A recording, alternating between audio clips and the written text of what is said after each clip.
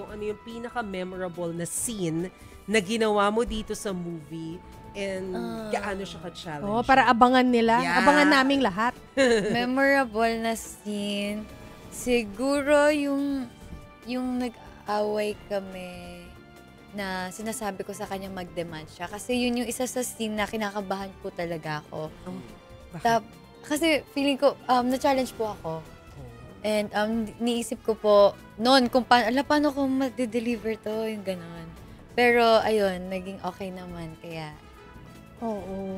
Yung characters nyo, kasi ikaw nga parang strong personality dito, tapos si Andres parang more, siya yung medyo romantic, na dreamer siguro, ganyan, di ba? Ang sikat yung dalawa, lalo na ngayon, sobrang sikat nyo. So, behind the scenes, gaano kalapit o kalayo yung mga characters nyo dito kay Luna and kay Rafi? Kay Rafi po and kay Andres, siguro masasabi ko na mas malapit yung personality nila.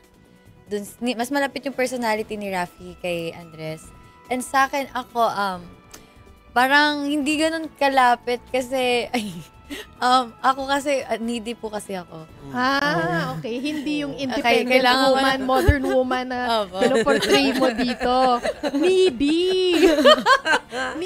Needy ka kay Andres. Sa lahat po. Sa lahat. I need everyone.